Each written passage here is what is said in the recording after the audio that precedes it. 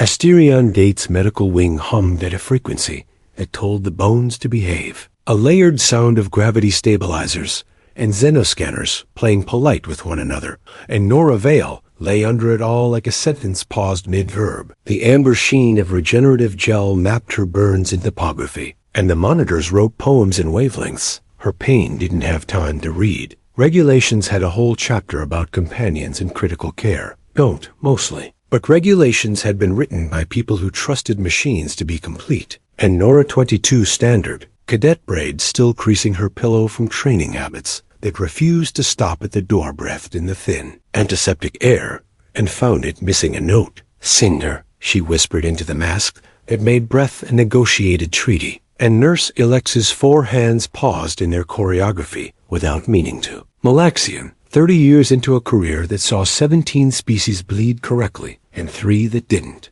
Alexa had eyes that knew when machines were lying politely. Cadet Vale, she began with the voice her translation caller called gentle. The medical bay must... Please, Nora said, voice like paper after rain. I can feel winter in my bones. Alexa had not learned human metaphors for weather until she started leaving the station on holidays. She had learned them well enough now to hear what winter meant. She looked at the door labeled administration and decided to spend 6 hours of her life arguing with people who were very tired of being right. Permission arrived with italics, which is how policy admits defeat. 15 minutes, no contact with equipment, any damage debited to Alexa's account in units of shame and funds. Alexa washed the nearest pair of hands again and met the escort at the service hall. Cinder came like a storm, taught manners. 7 feet of draconian miner's grace, cramped down to corridor size. Obsidian green scales taking the blue floor light and turning it into mathematics. Wings folded tight enough to count as patience. When the ICU door sighed open, his pupils snapped to slits and the temperature fell a polite 2 degrees in the corridor. Behavioral elevation. Alexa noted into the chart that would later become an exhibit. Cinder padded to Nora's bed with claws that made the floor admit it liked being scratched, lowered his wedge head until his brow ridges touched her hand without jostling a single line, and made a sound that nurse manuals would call contraindicated and the rest of the world would call love. Nora's eyes found the world again, and in it, only him. She attempted a smile and succeeded at courage. "Hey, fireproof," she said, which was a lie Cinder breathed frost when frightened. And the rail at her bed showed delicate crystals blooming like lace. The ICU door whispered open again, and Dr. Sarenval entered on 6 legs that made the phrase board-certified hexapod surgeon seem insufficient. Reputation like a medal, outcomes like a religion, manners like a blade sheathed in protocol. 2 hands for scanners, 2 for adjustments, 2 folded in a pose of patience. "Ah," Val said through a collar that could make flensing sound friendly, "the exception arrives. Fascinating bonding biology. Nurse Alexa, we proceed." Cinder's head came up on a hinge forged in older gravity, and the soft growl forked into harmonics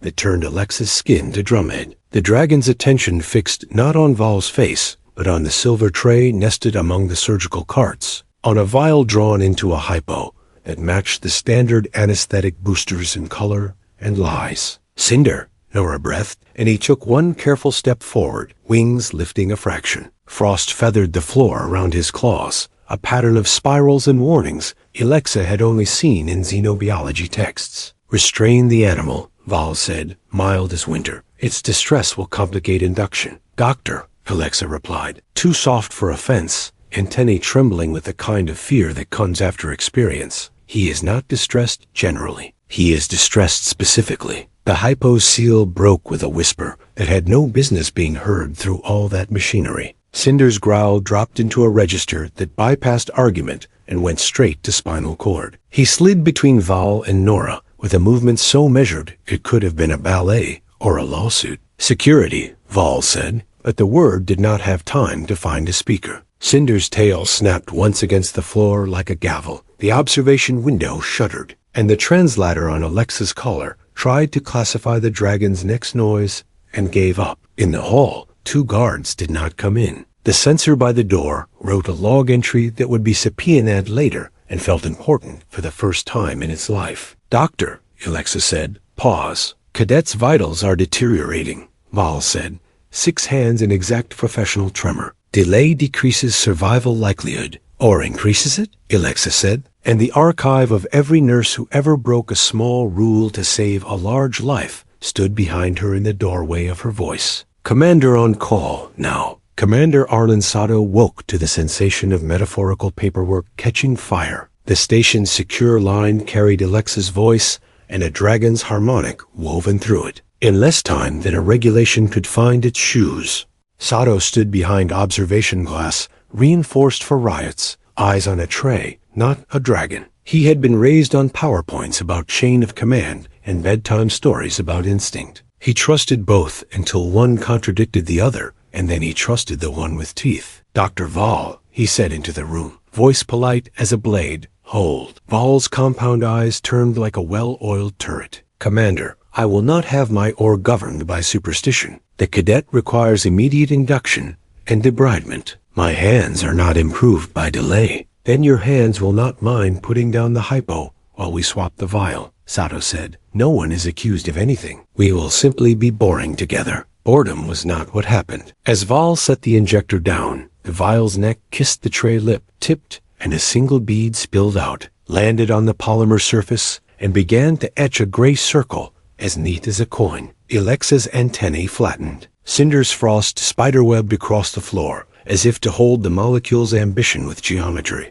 Anesthetic boosters do not dissolve tables, Sato observed to the ceiling for the recording. Chain of custody on that tray begins now. Val did something rare for men who are correct professionally. He stepped back. 2 of his hands lifted, 2 closed, 2 trembled. This is impossible, he said, voice flattening into whatever his species used instead of shame. My supplies are sealed. Your seals are compromised, Sato replied, and the word compromised traveled through the ICU like an old rumor remembered. He keyed his sleeve. Security, field contain, med-chem, portable spectrometer, legal, wake a friend. Alexa, Cadet Vale gets the meds you would give your own child. Alexa moved, 4 hands precise, voice low, the kind of competence that convinces frightened biology to try again. Cinder settled, not relaxed, but recalculated, his body still interposed between Nora and the future. Nora's eyes opened once, found Sato's insignia, then Cinder's eyes, then closed on the lesson she had wanted to take from training. Trust the right things. Spectrometry arrived in a cart that had seen better budgets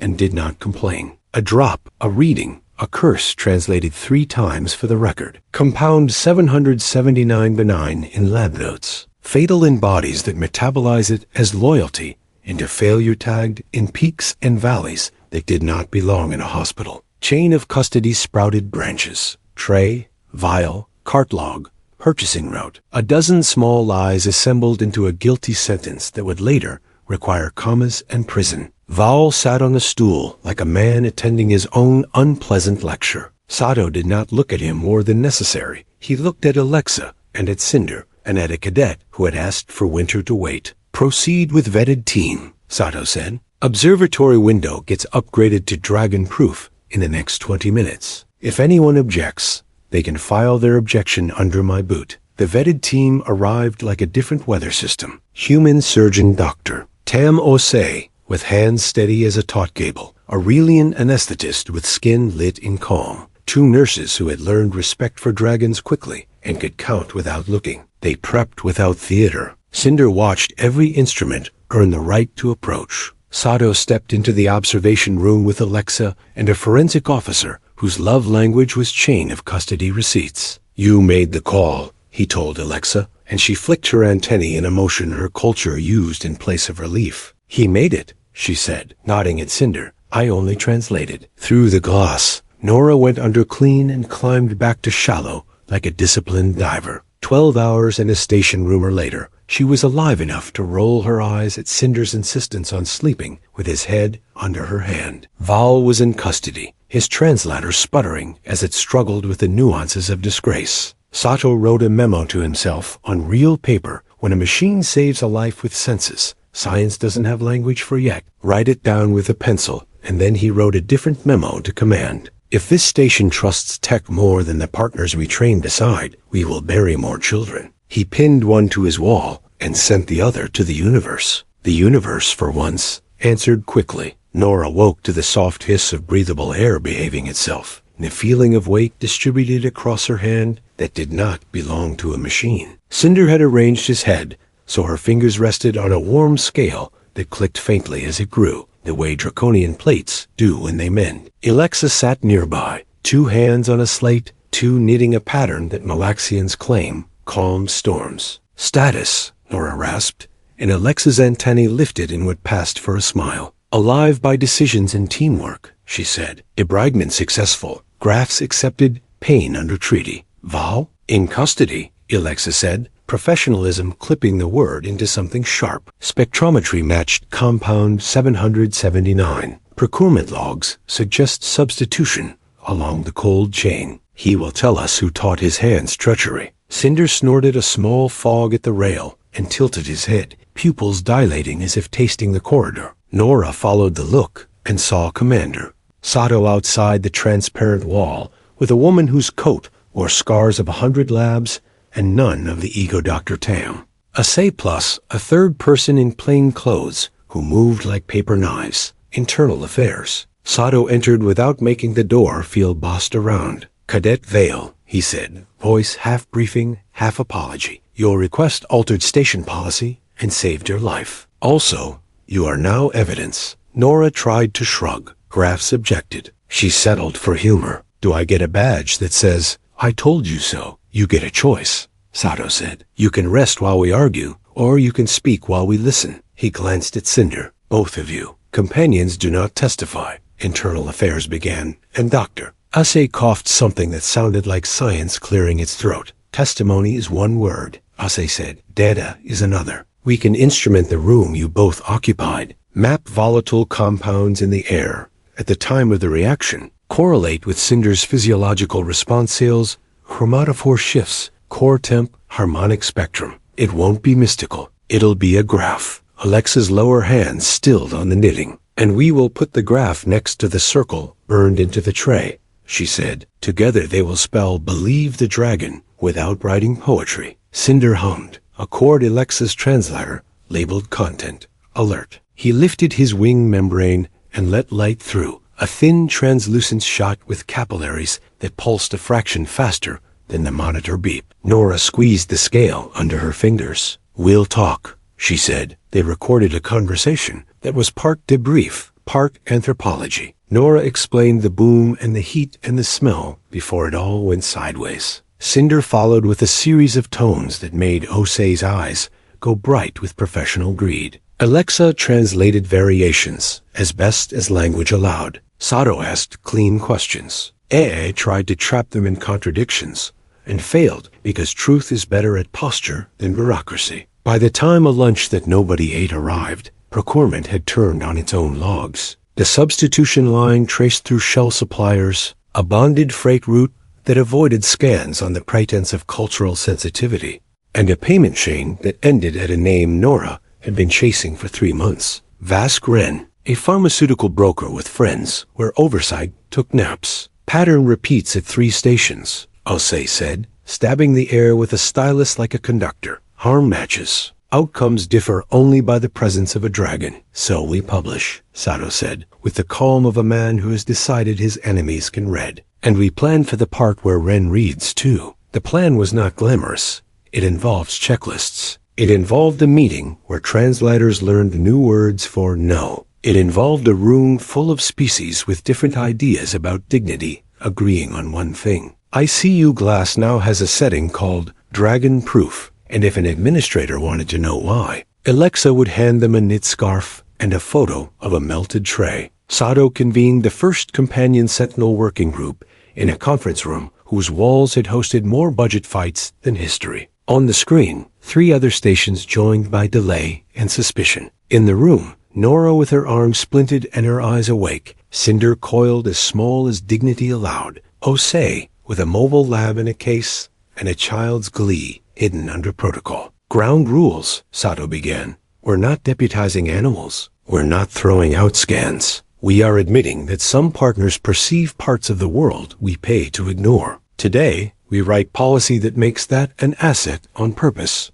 EA cleared his throat as if it had done something wrong. Liability. Osei slid a packet across the table. Screening, handler certification, red lines. We will never ask a companion to do violence. We will ask them to stand in a room and tell us if the air lies. This is no different than using canaries in mines, except the canaries attend briefings and file reports. Also the canaries breathe frost, Nora murmured. And Cinder rumbled in a key that felt like a smile. They rehearsed protocols until repetition robbed them of drama. They assigned 2 quiet techs to build a library of companion responses. They drafted a memo titled Boot Washing Mandatory because Alexa insisted cleanliness be elevated to policy, and everyone agreed out of self-respect, if nothing else. The first test came while the ink on the policy was still damp. A freight capsule drifted in under the banner. The freight capsule wore legitimacy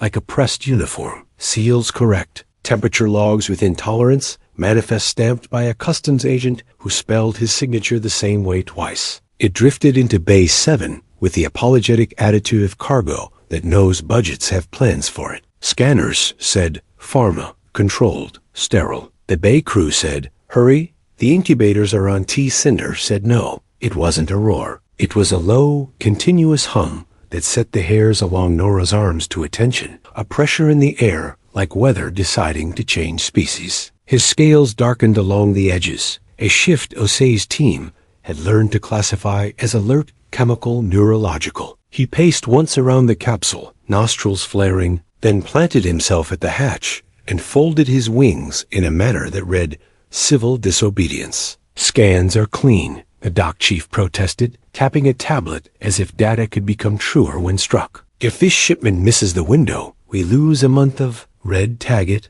Nora said, softer than command, stronger than request. She wore her cadet jacket over a sling and authority like a borrowed coat that happened to fit. Protocol Sentinel 113, companion veto, triggers manual assay. The dock chief glanced at Sato on the mezzanine. The commander didn't nod. He didn't have to. His presence meant the rule already existed, and pretending otherwise would require a clumsiness nobody here could afford. Asay arrived with her rolling lab, breathless and delighted in a way that made people forgive science for its timing. We have a library now, she said, eyes on Cinder. Let's see what page this is. They cracked the hatch in a halo of disinfectant fog and pulled the first crate under a hood that had been repurposed from a kitchen appliance with aggressive dignity. Asay drew a sample, said something nasty to a pipette that misbehaved, and fed the machine that had decided to be a spectrometer when it grew up. Peaks bloomed on the display like mountains with opinions. Hello, old friend, Asay murmured. Compound 779's cousin slower metabolism, different masking agent, same moral defect. She swept to the second crate, then the third. Lot A contaminated, B clean, C questionable. Someone mixed honest and murderous to defeat spot checks. Nora felt anger and relief argue in her chest. Relief because the dragon she loved had not learned to lie. Anger because children would have swallowed those pills with trust taught to them by people who deserved it. Tag and seize A and C, she said. And the dock crew moved with the careful haste of people who know the difference between speed and hurry. Sato watched Essay work and keyed a message to legal that began. Every validator, we have just learned embarrassment is cheaper than funerals, and ended with words he had once considered career-limiting. Aya stood behind him, reproach loaded and unloaded twice. This won't hold up in court, he muttered. It will, Osei said without looking up, if you stop trying to tell a story about feelings and tell one about spectra. The dragon is the hypothesis generator. The instrument is the proof. Cinder's hum eased as the bad crate rolled away. He exhaled frost onto the hatch edge, painting delicate feathers that evaporated. A second later, a signature, or perhaps a joke. The Bay Chief, converted by evidence if not yet by philosophy, scratched his head. What do we do with the good crates? Deliver them, Nora said, and make sure parents know who kept their kids' lungs another year of breathing. Ren did what men like him do when light hits. He ran into a crowd and tried to become it. For a week, the station's camera saw 100 silhouettes wear his gait. A dozen lobbies hosted his absence. 2 ships departed full of people who did not want to be named, and 3 arrived pretending to be them. Cinder followed the wrongness like a scent that wasn't. He would stop in a corridor and tilt his head and hum a note that said not here, not now. He would stand in a cafe and stare at a man until the man laughed too loud. He would curl around Nora's chair in the command room and sleep with one eye open, and every time someone lied near him, that eye would narrow. They found the leak in policy, not pipes. A deputy quartermaster whose debts had accumulated elegantly and recklessly. She sat in an interview room with her hands knitting themselves into knots and looked smaller than her worst decisions. It wasn't supposed to hurt anyone, she said, which is the first sentence of 1,000 confessions. They said the masks were harmless. They said the doses were low. Ren doesn't sell harmless, Sato said. He sells plausible. She gave them a locker number and a time and a route that only a person who had mapped the station by heartache would know. They set a trap with the neatness of people who have learned from earlier messes. Decoys staggered, shadows blocked, cameras honest, companions positioned where their noses could rewrite probability. Ren came as a janitor with a limp that changed legs every 20 steps. Cinder's scales went to a purple Nora had not seen since the ICU, danger with directions. She moved first, not because she was fastest, but because moving first is what you owe the one who cannot fit through doors. Vask Ren, she said, her stun tucked low and her voice steadier than her pulse. Station authority recognizes you by your habit of making good people feel stupid. He smiled the way men smile when they reach for a story that used to work. His hand went into the cart. Cinder launched like a verdict. The cart tipped, and a spray of vials shattered across the floor, engraving circles into polymer like tiny insults. Stunners hummed. Ren hit the deck with the surprise of a man who had never considered that being caught would feel so ordinary. Ia, who had been skeptical to the point of employment, watched Cinder hold position a meter from Ren's neck without turning lethal. He exhaled. I'll write the memo, he said. The one that makes this admissible and me less annoying. They did not parade Ren through the promenade.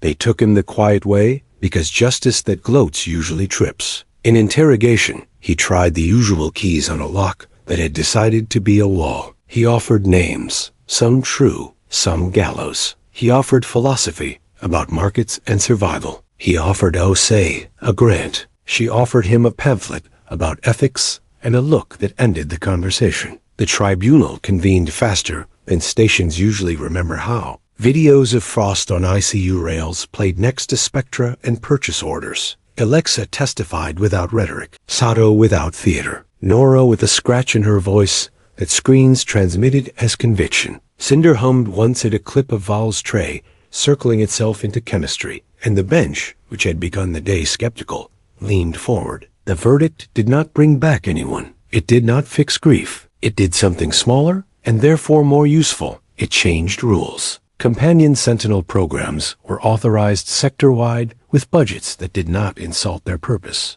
ICU policies added clauses that admitted biology can be a sensor package. Procurement had to shake hands with people and not just seals. Later, Nora stood under the observation window, now reinforced to a degree that satisfied even Sato's paranoia, and placed her hand on the rail where Frost had once drawn lace. You saved me, she said to Cinder, not as gratitude, but as a datum. He placed his head under her hand again, as if resetting a promise. Tomorrow, Sato said from the door, we train 6 pairs to do what you two did by accident and courage. After that, we train 60. We're going to put a lot of bad chemistry out of work, Osei added, dry as sterility. And a lot of egos. Alexa lifted her scarf, the one she had knit while dragons rewrote policy, and draped it around Nora's shoulders. Keep warm, she said. Winter is stubborn. So are we. You cannot change a station by saving one life, Sato wrote later. You must also survive the meeting. The board of Asterion Gate assembled in a room that had forgotten how to be brave during budgets. 10 species around a table that had only ever held numbers. On the agenda,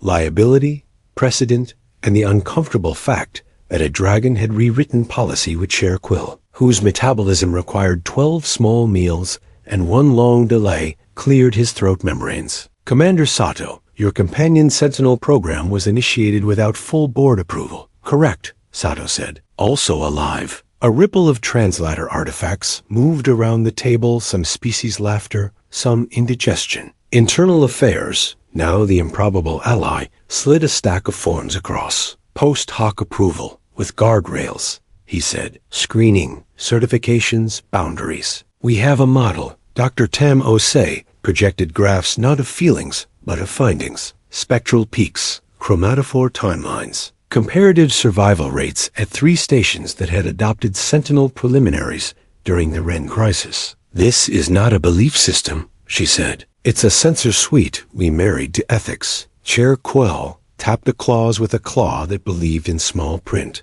And liability? If a companion prevents a procedure that was otherwise indicated. Alexa's antennae folded forward with the politeness her species uses for emphasis. Then we thank the companion for catching what our instruments missed and proceed when reality agrees, she said. You are asking if we are ready to admit fallibility. We are in a hospital. Welcome. Nora, sling off now. Uniform clean, scars honest, stood to speak last, as she had learned in a different room with different stakes. You want precedent, she said, voice steady. Here it is. Keep the window dragon-proof. Keep the glass honest. Keep the boots washed. And when a partner who has slept under your bed for 5 years says the air is wrong, investigate the air, not the partner. Cinder, who had been as still as reverence allows, opened one wing a fraction and let station light turn membrane to stained glass. Even the board looked. The vote passed, not unanimously but sufficiently. Policy acquired spine. Budget acquired numbers that meant sincerity. Harrow Bend would have called it a small fix beating a loud problem. Asterion Gate called it sustainability and moved to the next item, a request from 3 neighboring stations to copy the Sentinel package with footnotes. Peace is not content. It is the pause between the next tasks. The next came signed by an admiral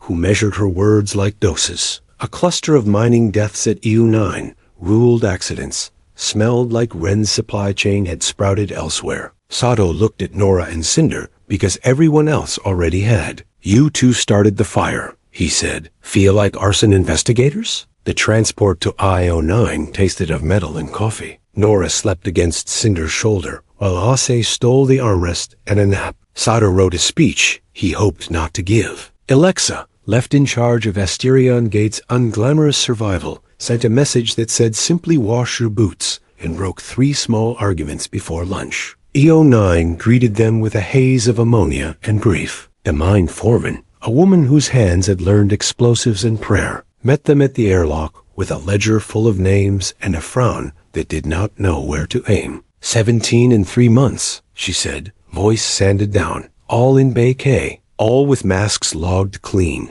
I don't believe in curses. Neither do we, Ase said. We believe in supply chains. Bay K was a cathedral of bad ideas, made necessary by payroll. The air scrubbers thrummed like penitent machines. The masks hung in neat rows that would have looked comforting to someone not carrying a dragon. Cinder tilted his head before they crossed the yellow line. His scales moved to violet and stayed there. Stop, Nora said, and the foreman stopped because there was something about a person who pauses a dragon that makes you reconsider your plans. Ase pulled a sample from a scrubber intake and swore without translation. Same family, she said. Different mask. They traced the crates back to a sub-depot where procurement shortcuts wore the uniform of necessity. A crew chief who had slept 2 hours in 3 days cried when he realized his efficiency had been killing his people. They told us the new filters were just as good, he said, like a liturgy gone wrong. Cinder paced the aisle between pallets, humming. He stopped at one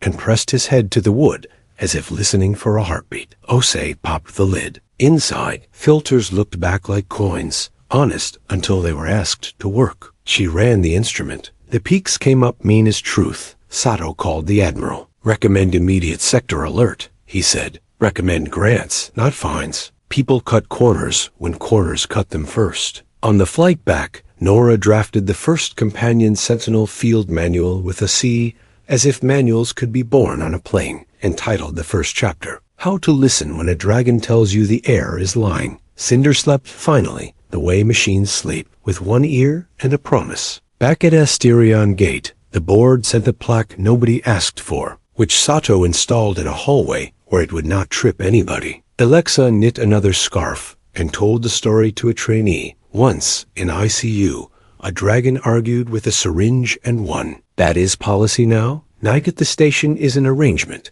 not a truth. Lights dim, stories don't. Nora stood at the observation window that would not break and pressed her hand to the rail where Frost once wrote lace. "We're not done," she said to Cinder. He rumbled agreement, scales catching the faint blue of monitors down the hall. The station hummed, and somewhere in procurement, a form grew a new checkbox it should have had all along. Did a companion veto this shipment? If yes, say thank you. Sector cons are slow because they try to do too much at once. Policy, warning, procurement, sometimes gratitude. Nora's face and Cinder's hum featured on security briefings, from Luna to Deneb's Edge. One cum called them the Frost Line, and an admiral with a taste for ceremony tried to make it official. Before Osei begged for mercy, "The brand will outlast you. Let them be people." Requests for protocol advice flooded in. How to convince engineers that dragon companions don't chew on cables. What to tell families worried about animal interference in med bays. Is it true the new window glass can take a hit from a patrol mecha and a dragon's tail? Yes, and yes. To the delight of one insurance firm, Nora and Cinder became reluctant instructors, leading seminars broadcast to 5 time zones. Cinder demonstrated warning colors, off-limits growls, and even, at Osei's urging, a lesson on sitting safely in elevators when stressed. Children at the back of the rec room drew their partnership as comic panels. Nora carrying medical kits, Cinder melting syringes he didn't trust. Adherence spread. At Nora Station, a bonded draconian flagged a faulty vaccine batch. At Kestrel City, a wolf analog detected leaking coolant in a maternity ward. Paperwork grudgingly caught up. Boxes that once were checked perfunctorily now came with fields for companion sign-off. Handler incident report, an emergency override, animal veto. Osei's research team published the first multi-station dataset. Adverse events dropped 24% in Sentinel facilities. Unauthorized pharma shipments dipped,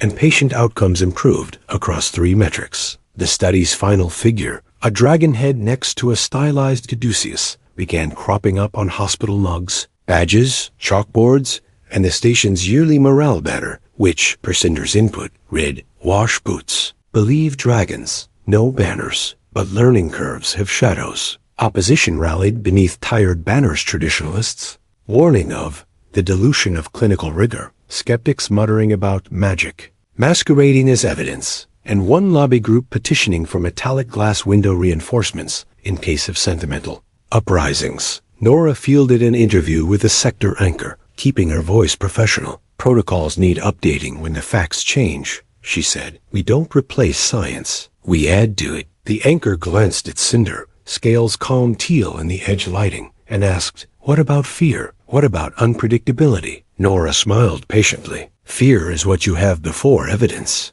Unpredictability is what you get when you stop listening to your best sensors." Cinder, surprisingly, accepted 2 invited school visits. At the first class, a nervous 6-year-old asked, "Are you a good dragon or a bad dragon?" Cinder rumbled and nodded at Nora. "He's the only partner in this room who could smell a lie in your lunch," she said. The class roared with questions. Osei returned from a speaking tour to find her inbox stacked with collaboration requests. Alexa trained nurses across 3 stations, sharing best practices in both knitting and listening with more than your ears. Internal Affairs grudgingly admitted to Sato that no training scenario could replicate the real-world reliability of a vetted companion's warning. That night, standing with Sato and Osei on the prom deck, Nora watched shuttles drifting in and out, the galaxy curving gentle beyond the glass. Cinder curled at her feet, finally safe enough to sleep with both eyes closed. "Are we done?" she asked. Sato shook his head, smiling at the false certainty. "We'll keep writing policies and training protocols, but the universe keeps getting more creative." Osei held up a data slate, grinning. "Protocols for empathy. That's the next standard." Nora reached down to run her hand down Cinder's scales, feeling how cool they were to the touch, yet how much warmth they radiated back. "For every disaster you prevent, there's a relief you can't measure. Somewhere, a shipment flagged as non-compliant turned back at customs. Somewhere, a young handler assured a patient their partner would not leave their side. And somewhere, The frost line waited ready for the next lesson the universe sent across the wires. The last test did not arrive with sirens. It arrived with a smile. A diplomatic convoy from the neutral band requested emergency docking one cruiser, 2 couriers, and a health minister with vows about reform, and a cargo listed as aid. The station's boards lit green. The board itself glowed with self-congratulation. Sato stood with Alexa, Asay, and Nora at Bay 3, where banners did not hang, and boots were conspicuously clean. The minister stepped down with the practiced humility of a person used to being filmed. "We have heard of your companion Sentinel," he said into microphones somebody had conjured. "We come to learn." Cinder's scales did not go violet. They went quiet. A color Osei hadn't charted settle as a held breath. He sniffed once and sat, wings folded, tail curled. A posture Alexa's notes labeled waiting for the second lie. Nora felt the tiny shift in his weight, like a tug on a memory. She glanced at Sato, who did not nod, because nodding would be a confession of anticipation. "Welcome," Nora said to the minister. "We'll start with a tour and a test of your aid." They wheeled the first pallet to Osei's portable lab while cameras watched the teachable moment. Vials labeled as antimalarials passed scans, past paperwork, past Osei's first sniff at the scope. Cinder didn't move. Second pallet, same. Third pallet, Cinder lowered his head and breathed a ribbon of frost across the crate's seam. Not a warning, a signature. Osei cracked the third pallet and found a false floor, and beneath it, blister packs unlabeled, unstamped, unsorry. The instrument sang the now familiar peaks. Compound family, lethal in slow motion. The minister's smile withered in stages. "I was assured," he began, and Sato turned so the cameras would frame 2 truths, a leader surprised by betrayal and a station prepared by policy. "We'll separate the honest," Alexa said briskly. "You'll help us find the people who packed your good intentions around poison. Then we'll show you how to stop it happening again." Nora knelt beside Cinder and pressed her forehead to his. "You held the line," she murmured. He hummed, a note that felt like a promise being kept. By evening, the minister was in a debrief with legal and mercy. The aid was bifurcated into useful and arrested, and the sector's feeds ran footage of a dragon breathing frost on a crate while a convent nurse in 4-armed grace turned contraband into curriculum. Somewhere, a child decided to be a handler. Somewhere, a quartermaster decided to resign before forgetting how. They didn't throw a ceremony. They hosted a class. In the largest med auditorium, under lights tuned to make tired faces kinder, Nora and Cinder stood in front of 60 new pairs, humans and companions from half a dozen worlds, eyes bright with fear that hadn't found words yet. Asei ran the board. Alexa managed the room's pulse. Sato sat in the back row, like an exam proctor with chocolate in his pocket. "Lesson 1, Nora said. "Your partner isn't here to make you braver. They're here to make you precise. Bravery without precision is how stations get memorial walls." "The second lesson," Alexa added, "is boots. Wash them. If you cannot take care of your feet, you cannot take care of a sector." "Lesson 3, Osei said, pointing at spectra that had become icons. "Hypothesis,